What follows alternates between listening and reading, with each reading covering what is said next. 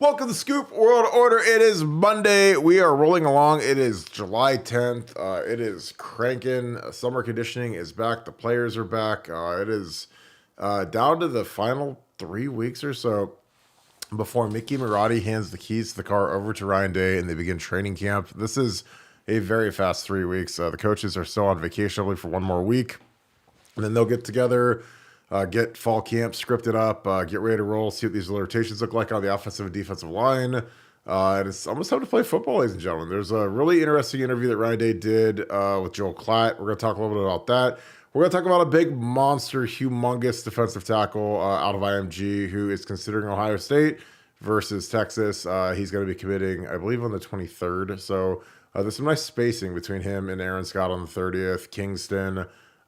These guys are coming hot and heavy. This could be a very good month for Ohio State on the recruiting trail. So we're going to get into that. As always, thank you guys so much for joining us. I hope you guys had a great weekend. Very thankful and grateful for you guys. If you enjoy this content, please click like, click subscribe. Send this to your friends, your family, your favorite Ohio State and college football fans. And if you really love these live shows, click the little alert bell. You'll get the alerts. Start firing up in that chat. Which of the final three is the most important recruit to get between Kingston, Aaron Scott, and Jaden Jackson, the defensive tackle? If you can only have one, or you can only have two, or let's do 2 out of 3. If you can only get 2 out of 3, or you heard the 2 that you need. I always like bigger guys, so I'm going to go Kingston. I'm going to go the D tackle, but love to hear your input. So put that down in the chat. I'm going to bring in my good friend Nevada Buck. Nevada, Oxford, Ohio is graced with your presence right now. How is it going in the land of the Redskins? That's day 5, Nevada Buck in Oxford, Ohio. So it's Nevada Buck Watch. Got another 5 days to go, but we're at the halfway point right now. I feel like this is an episode of like Naked and Afraid or something like that, where I'm living off of candy from CVS and deep fried food at every restaurant that I go to. So it's quite the battle right now to maintain my girlish physique and keep my weight under 280 pounds. I uh I know that you're a very much a creature of habit, where you're at, kind of what you do, your routine. Is it hard to break habit especially when you're in the middle of a college town like Oxford? And I know it is the Red Hawks, but I call it the Redskins because Randy Walker called it the Redskins, so I want to call it the Redskins. But is it tough? And how do you go about do you just like get on Yelp and kind of bomb around, or do you look for the big crowds, or how do you figure out where to eat when you're there literally all day trying to find 3 meals a day? Well, there's only like 5 restaurants of note here, so I just keep rotating those 5 restaurants and just keep moving in. I did the Steinkeller for a little German food yesterday, and so yeah, no, I'm just tonight I'm doing the pig and pickle or the pickle and pig. I'm not sure which one it is, but it's one of those, and yeah, no, it's Nevada Buck is doing it all. By the time that this trip is over, I will have eaten in every eatery in Oxford, Ohio, and I'll have a review. I'll have a review. We'll It, call it Scoop Eats Oxford, and we'll do that. just make sure you hit that buffet at the hotel and we get a nice, good review on that because that's the kind of content that everybody is dying to watch. That's always going to be a big hit. Uh, Absolutely. we're gonna break into Kingston. We got the commits. I don't know if these plan these out where they're kind of spread out week over week, but we've got Kingston coming up. We've got Jaden Jackson, who's a kid a lot of people had us in ink for. It might be erasable ink. A lot of smoke around Texas with Jaden Jackson.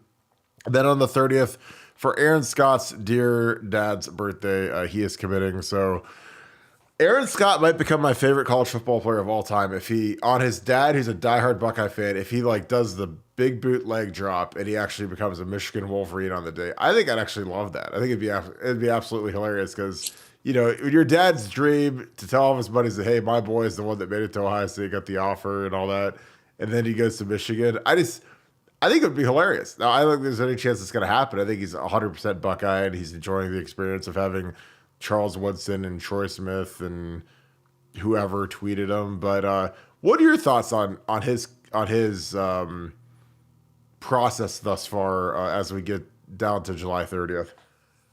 Well, this might surprise you, but like I completely understand it, and I always say during a commitment is like the one time in a lot of people's lives, maybe the only time in their life when they have people just completely fawning all over them, throwing themselves all over them, taking them for big steak dinners, calling them, telling them how great they are. The courting is much, much better than the relationship, as we know, a lot of times, because a lot of times, they'll say whatever to get it done, and then then you go to school there, and whether it's college baseball at Tennessee, or whether it's hockey, or whatever it is, like they'll say whatever they want to say, and then it's not the same once you make the commitment and not you're in the relationship, and they're like you're not quite as cool. So, for me, I get it, I understand it, and I would soak up every minute of the adoration, because everybody should have that at least once in their life where they just get pursued and wined and dined and catered to, and the kids are enjoying the moment, and I say let the kids enjoy it. And honestly, with in the world of NIL, where there's bidding wars and there's fighting for money and there's, it's like if you're just the nice, easy guy that commits early, again, like if you look at Bryce West and you look at Scott versus like Miles Lockhart. Miles Lockhart like didn't visit anywhere else, went to one school, verbally committed 8 months ago, committed last week.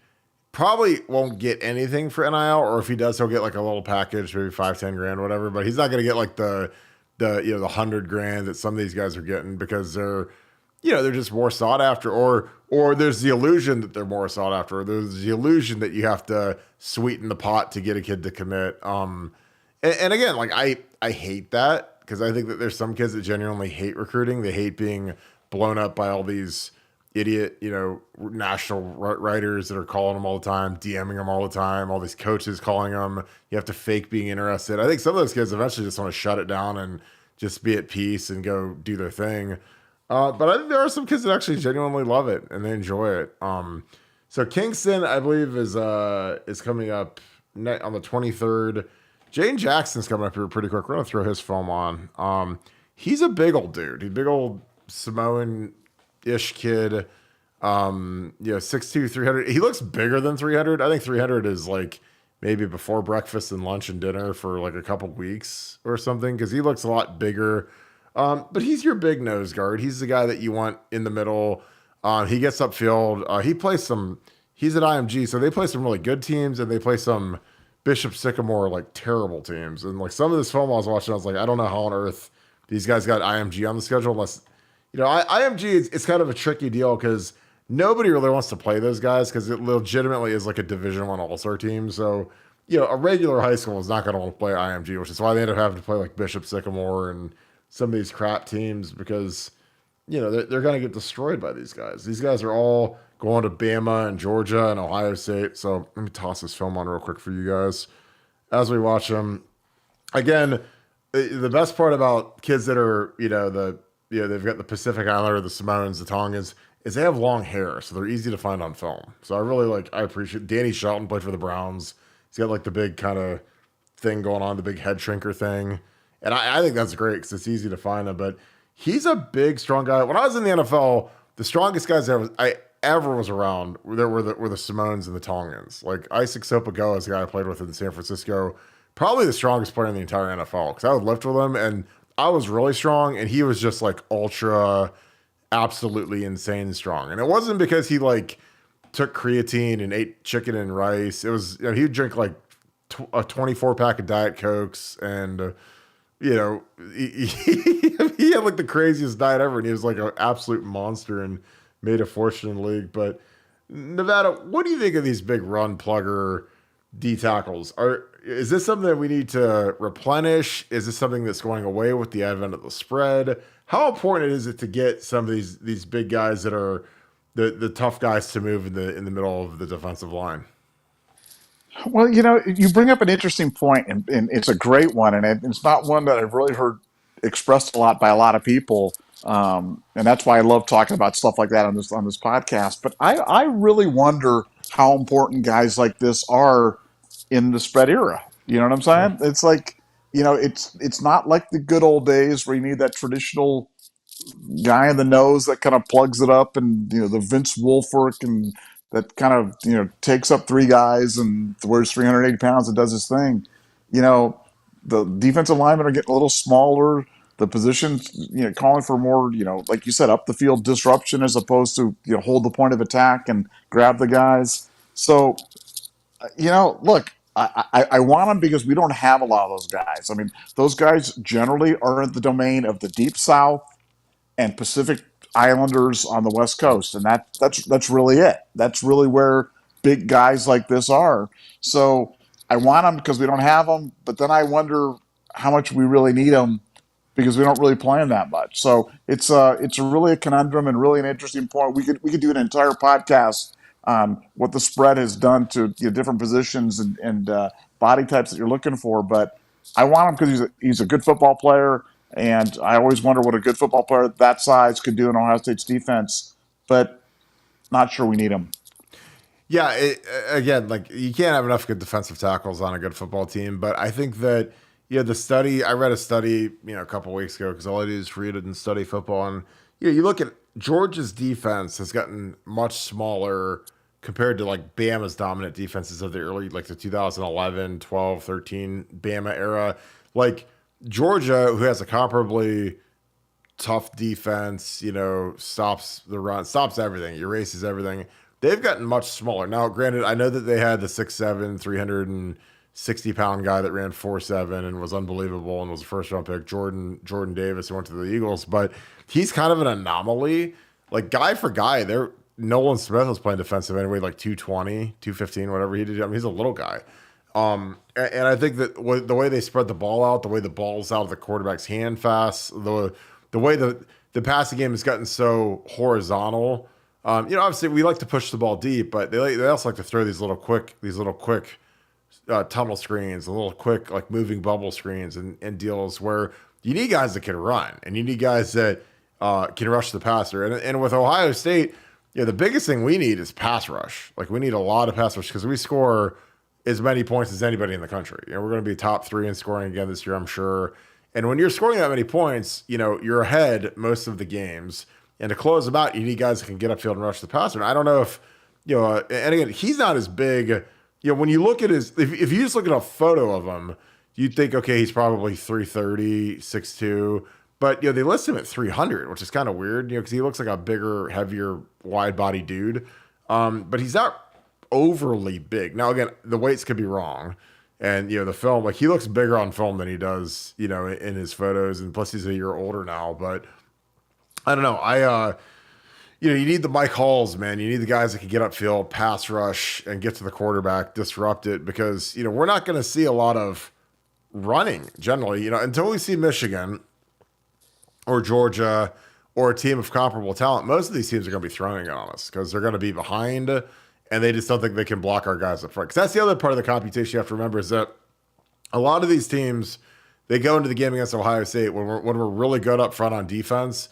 And they're like, we can't block those guys. We can't block, back when we had Quinn Pitcock and Will Smith and guys like that. Like, you can't block those guys, so we better, get rid of the ball fast. And we better, run some misdirection runs and some draws and little short stuff. Because, if you try to get into a business where you're just going to line up and blow Ohio State off the ball, either Ohio State is terrible, it's the worst Ohio State team ever, or you've got, like a Michigan number 1 overall offensive line. And 99% of the teams we play don't have that. So, but it'll be interesting to see where this kid goes. I mean, if he goes to Ohio State, it'd be fantastic. If he goes to Texas, great. I mean, God bless him. But there was a time where, this guy was in ink to Ohio State, and I don't know if it's like that anymore. But I like his film. And again, like I said, I revere the Simones and Tongs I played with in the NFL, because I couldn't believe how good of athletes they were. I played Haloti Nada was like the best defensive tackle in the league, and he was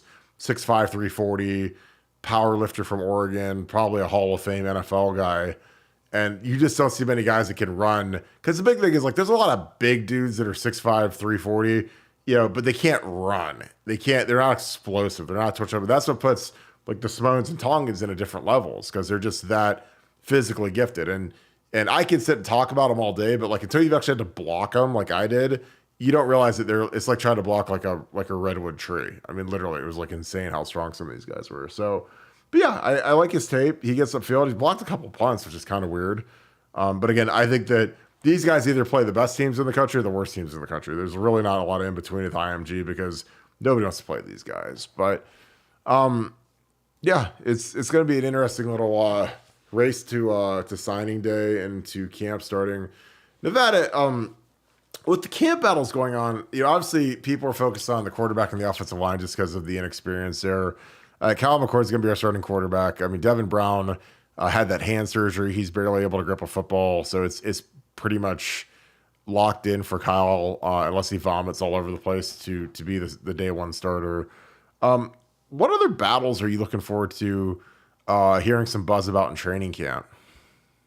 Well, I'm interested in the cornerbacks. The cornerback position obviously went from, we've talked about this ad nauseum where we had the impossible stat of 0 interception from our cornerbacks last year, which I just, zero, zero rushing touchdowns and 0 interceptions of the quarterback. I'm not sure what type of parlay odds you could have got on that, but it'd be like 1,000 to 1. But that actually happened. But I'm interested to see that because you've got a lot of guys moving in. Obviously, you've got Davison coming in via the transfer portal.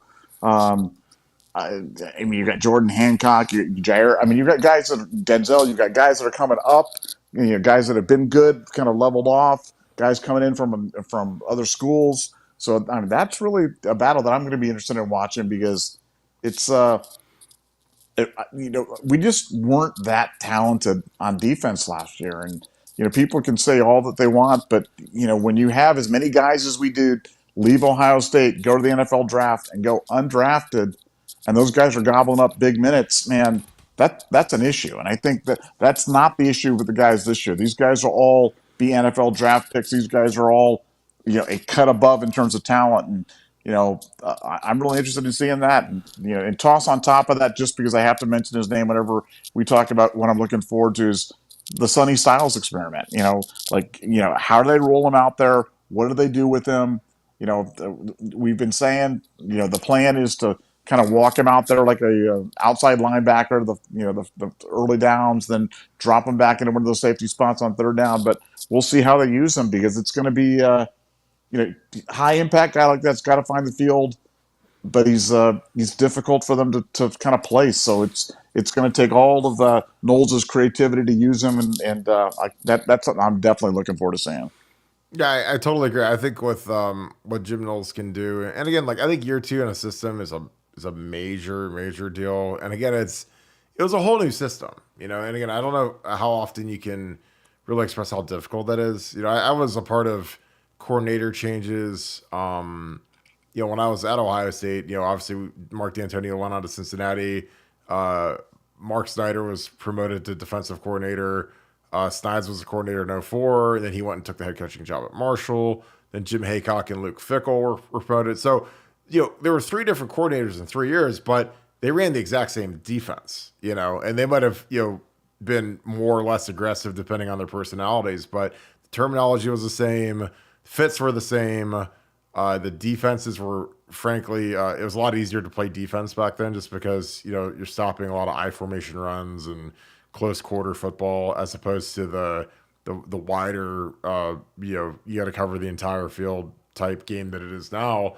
So I think year 2 where, a lot of these guys are going to be reacting a lot quicker just because they're not going to be thinking. It's all second nature. I think the addition of James Laurinaitis is huge. I think that he's like another set of eyes for Tommy and Steele running the linebacker show. I think that we're just more talented. I think we're dramatically more talented. I think that the front 4 this year of JT and Jack with Mike Hall and Tyleek, Ty Hamilton is much more talented than the group we had last year. Where we played Teron Vincent undrafted, Jerron Cage undrafted. Zach Harrison had a nice year, not a pass rusher. He'll play 10 years in the NFL because he's the kind of guy that great form, fast, big, strong, defensive NFL coaches will always be trying to get it out of him. And he just does everything right. He's a nice kid, smart. He'll be great in the community in Atlanta.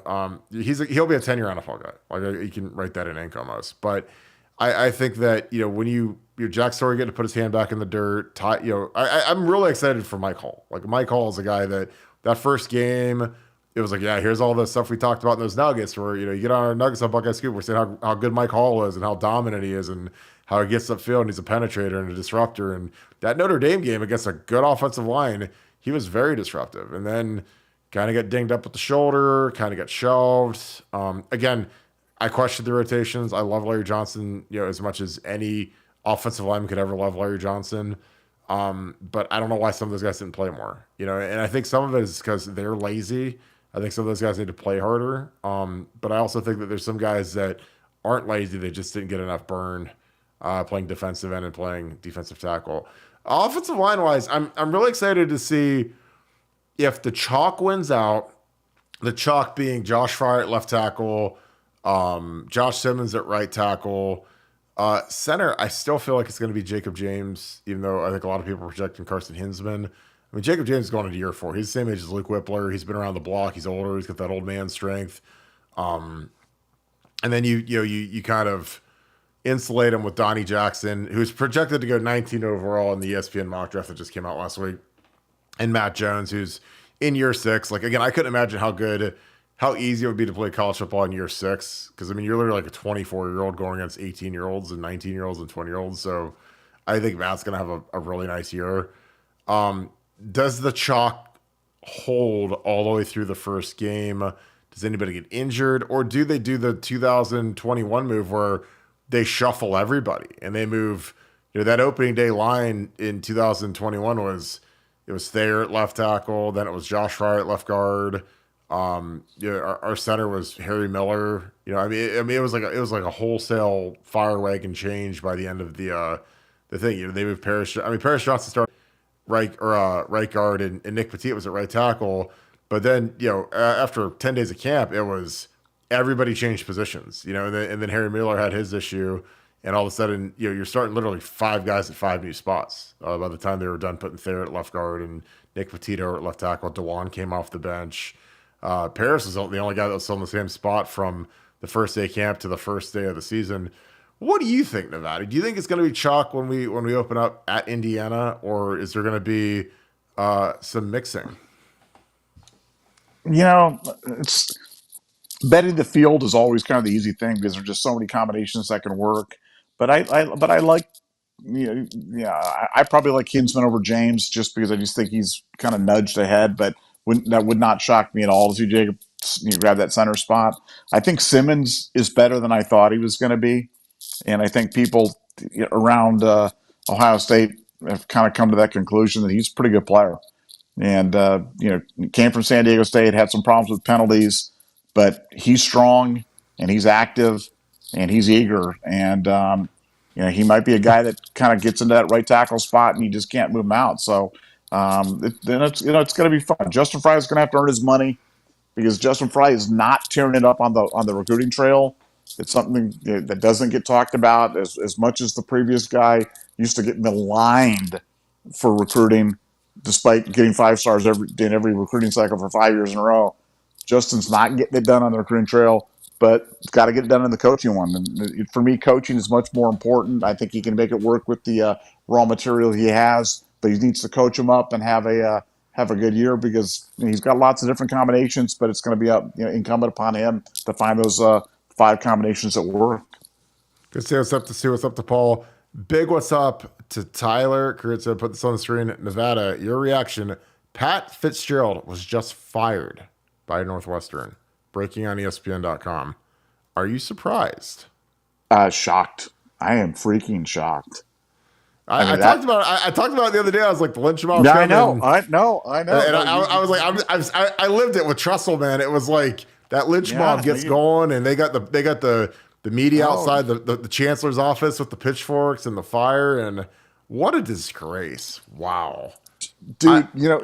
It's like they say it's like you just when you got the mob coming after you, everybody just hopes that the alligator eats them last. You know what I'm saying? And when the mob focused on Fitzgerald, I guess he didn't have a chance. I didn't think for a second that he was going to get run. I thought that this was just going to be one of those cute stories that kind of went there. Now, is there more to it? But it seems to me like social media just kind of focused on him, and they were just going to serve up. They needed a head, and so they're going to serve him up. But no, I am legit shocked by that. Wow, that's a stunner. And again, if there is more to it, then I apologize if some crazy thing comes up. But as of what I've seen so far, where it's like a bunch of disgruntled players that never played, made these claims, and then guys like Greg Newsom was a first round pick, black kid, plays for the Browns, came out and said, "I never felt any racism. I love Coach Fitz. I love the culture." Again, a lot of the times when this stuff happens, it's guys that don't play, guys that are just, they're just disgruntled or whatever, and like this is a sad day because I know the strength coaches at Northwestern really well. They were my strength coaches at Ohio State. Great people, not an ounce of any sort of negative deal. Guys, I'd love for my kids to go, play football and be trained by Jay Hoot and some of those guys. And I'm shocked. But again, I also know that like these guys, these people in positions of power are gutless, spineless cowards, and they will do anything to save their own jobs. And it doesn't matter who they have to step on, who they have to stab in the back. This is how it is. That's college athletics, and good riddance. I mean, but that's crazy. I mean, I imagine they'll probably, now here's the hard part. You open camp in 3 weeks. So the only thing you can really do is promote from within. Again, and thank you, Tyler, for putting that on there, because I wouldn't have checked that. I didn't see that coming. But Now, does this mean we're getting Terrell Sutton? Is Terrell Sutton going to come to Ohio State? God, I wish we could have get that Peter Skoronsky kid, but he's already in the league. He's playing for Tennessee now. Because then we'd have our left tackle. We'd be good. Nevada, who's going to replace Pat? I mean, I would think you have to promote one of the coordinators. I don't even know if they've done that yet, but like you're 3 weeks out from camp. You can't bring in a whole new staff. I mean, I would run to the over under total in Vegas right now and go hammer that on whatever the under is. I'd put every dime I had on it because you're gonna have kids transfer out because of this. You're gonna have kids sit out, whatever. I mean, this is gonna be just a decrepit year for these guys. But I'm shocked. Like I said, I was joking about the initial suspension because I was like, oh wow, they suspended him for 2 weeks during his vacation. So for those of you guys that aren't familiar with the college football calendar, is usually like around July 4th ish when all the camps are wrapped up and the official visits are wrapped up. The coaches are literally cut loose for 3 weeks where they're literally not in the office, on vacation. They're in Jamaica or Aruba or Bali or Wyoming or Montana or wherever because they got to go recharge the batteries before the grind starts. So when they suspended him for 2 weeks, I'm like, well, he's gonna miss he's gonna miss a paycheck while he's on vacation for 2 weeks. So I was like, that's probably the most toothless suspension I've ever seen in my life because, again, it's if you're on vacation and your work says, hey, don't come to the office for 2 weeks and we're not gonna pay you, like, okay, like hurt me. I've already made $50 million as the head coach at Northwestern, wherever he's made. So. But yeah, it's I know it's funny. Everyone's asking, does Northwestern have any good offensive tackles?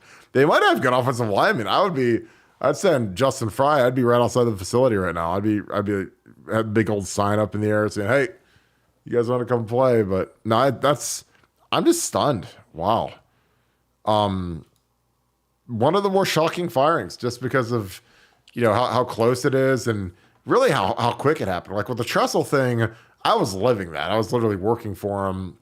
And it was like rumors of the Sports Illustrated article, rumors of this guy around town interviewing people. And so there was like months of buildup. And then Beano Cook, I'll never forget, Beano Cook comes out of the blue in April and says, and I remember I showed it to Tress, I was like, do you know something that I don't know? When Beano Cook comes out and says, I predict Urban Meyer will be the head coach in 2012 for Ohio State.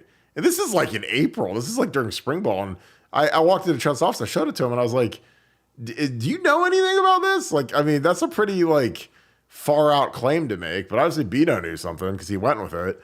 Then a month later he gets whacked, but yeah, it was crazy. Yeah, this is shocking, Nevada. I mean, are you shocked? I mean, I'm shocked. This is like I didn't think. I thought maybe he gets suspended for 6 games or something, but this is something else.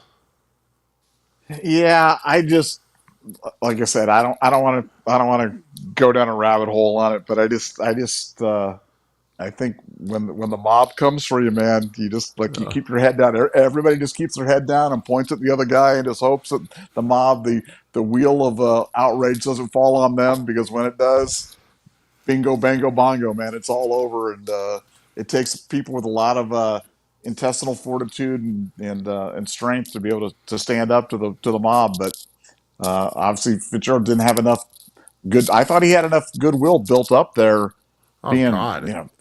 from there and coach of the year and taking that program and I mean, heck, remember remember the year the Northwestern played and they didn't have a single player uh, get disqualified for COVID. Remember that?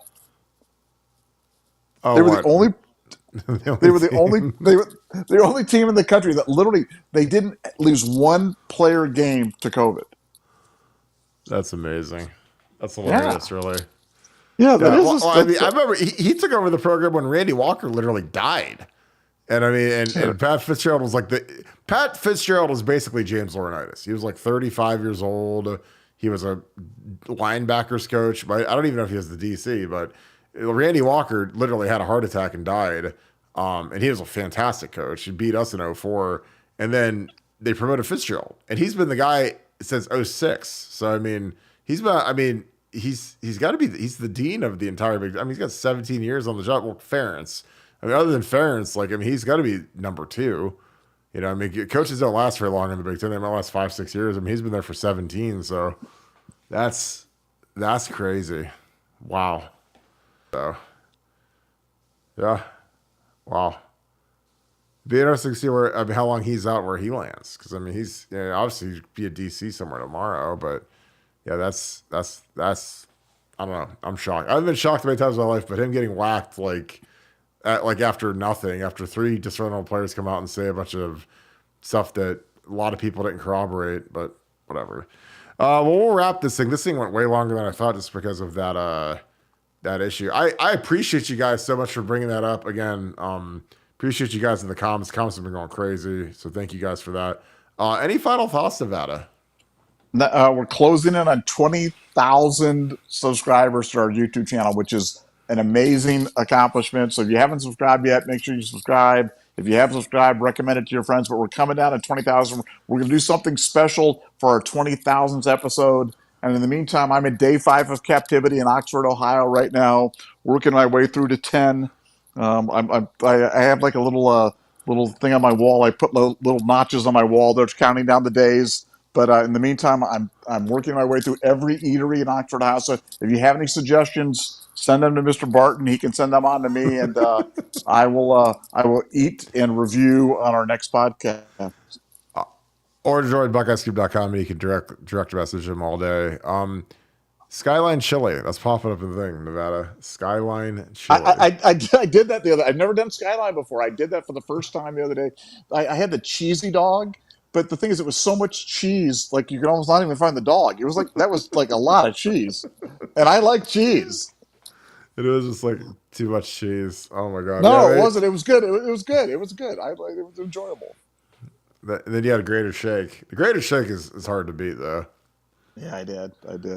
But then my tummy, then my tummy hurt. I had the large peach shake from Grader's, man. Get the peach shake, Oh, but the large, I could have gone medium. I should have gone medium. 1,500 calories and 900 grams Yeah, of sugar. Yum. yeah, exactly. That's Yum that's yum. that's the best. Well, appreciate you guys. We're gonna wrap this up. Again, thank you guys so much. We love kicking it with you guys. Almost to 20,000, so thank you. Shout out where you guys are watching from. Appreciate that as always. Put that down in the comments. Again, I love your reaction to Pat Fitzgerald. Throw that in the comments as well. Wow, what a crazy day. What a great wow. I don't have any words. It's just nuts. But appreciate you guys as always. If you enjoyed this content, please leave us a like. Click that like button on the way out the door. Click the subscribe button. Send this to your friends. If any of your friends are Ohio State fans or you're friends with them real life, Facebook, Instagram, whatever. We get a lot of word of mouth people. A lot of people tell me that they get it from their friends. Hey, he sent me this and I loved it. So appreciate you guys doing that. Thank you guys so much as always. If you enjoy our live show, Sue, Paul, some of you guys that are the regulars, our regular crowd, Mello. Appreciate you guys as always. Click that little bell. get a little alert on your phone when we go live so you never miss a show. So we appreciate you guys so much. We love kicking with you guys. It's great seeing you guys as always. So hope you guys have a great rest of your day. I'm jumping on BuckeyesCoop.com. It is going to be crazy on there with this Fitzgerald news. So if you guys love talking college football 24 hours a day, 365 days a year, we are the spot for you. Love to have you on BuckeyesCoop.com. Consider joining. It's about to be that time. It's Christmas time, baby. It's August. It's camp. It's buzz. It's nuggets. It's about to be coming hardcore. So hope you guys have a great rest of your day. Thank you so much, Buckeye Nation.